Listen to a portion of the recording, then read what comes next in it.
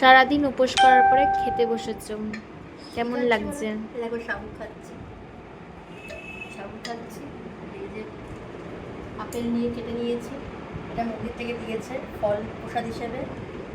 আর এই যে ঘরে কেটেছি ফল, তো দেখো না আরো অনেক আছে এদিকে, মিষ্টি, দু রকমের এখানে মিষ্টি আছে, আর ওদিকে আছে এখানে দেখছো তো প্রচুর ফল আছে। ফল। আর এই যেখানে পুজো দিয়েছিলাম সকালে পুজো দিয়েছিলাম, এই যে 3-4 রকমের ফল দিয়ে মিষ্টি দিয়ে সব রয়েছে।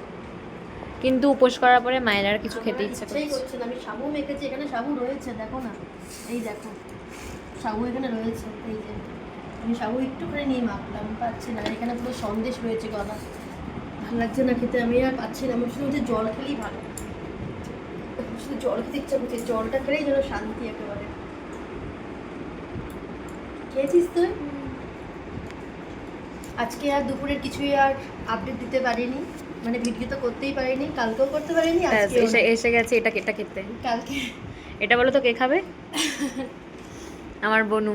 খুব ব্যস্ত রয়েছি কদিন, তো আজকে তো উপোস করে দিচ্ছি, তো আজকে আর ভিডিও দিতে পারিনি। আস্তে করেছে আজকে জানো কি হয়েছে? আজকে শুধু লুচি হয়েছে, আমার বড় মেয়ে লুচি করেছে আর আমি আলুর দম করেছি। আজকে দুপুরের মেনু ছিল লুচি আর আলুর দম।